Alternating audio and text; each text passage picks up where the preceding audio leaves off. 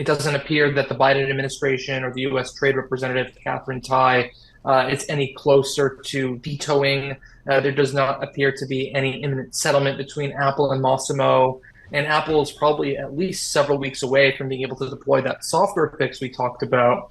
And it's also unclear if the software fix will even be approved. The U.S. Customs Yeah. Agency, which monitors what's being imported and exported into the U.S., they have to approve this fix. And if they don't believe, or if Massimo provides good evidence that the software fix does not fix the patent issue, we can be in this issue for the long haul between Apple and Massimo. Well, one thing that I learned from your reporting today was the fact that Apple engineers are working on this this update to the software, which came as a surprise to me, Mark, because I thought this was a hardware issue, not a software issue. I thought this was about a sensor that's on the watch, not about software that powers the sensor. So give us the details there.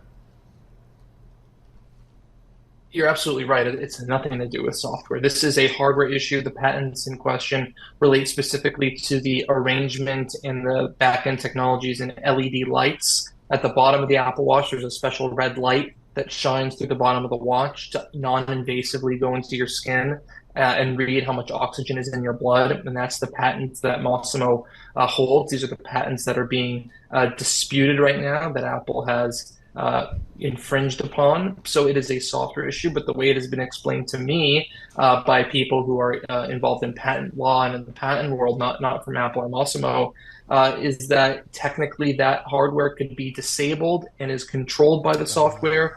So that might be a workaround until Apple is able to shift the actual hardware in the Apple Watch casing in a subsequent generation.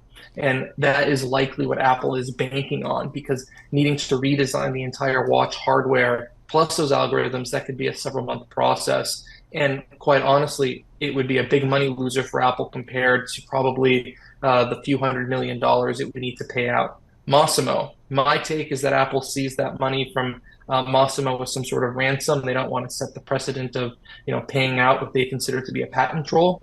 Massimo and many others believe that they're in the right here. Clearly, the ITC has seen a lot of cases, and given all of their experience, they still sided with Massimo. So there's probably a lot going on here in Massimo's favor. So you write that they plan to stop selling the prohibited watches on their website on Thursday and then pull all of them from their roughly 270 brick and mortar Apple outlets by December 24th. I mean, how much is this going to hit Apple's profits ahead of the holiday season? I imagine there were a lot of people who were planning on last minute scooping up these watches. I'm sure a lot of people who wanted to get Apple Watches for the holiday season, they already did their shopping. The news is out. If you want an Apple Watch for Christmas, you have to get it before Christmas, right?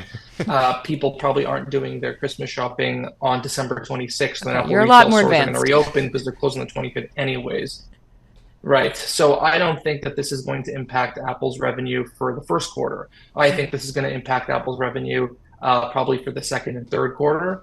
And given that this is US only, and it's only within Apple's first-party retail channels, my guess is that this is a $1 to $2 billion headwind at most. But of course, that shifts dramatically depending on how long this is going to take, right? My assumption is that this is resolved by the second or third quarter.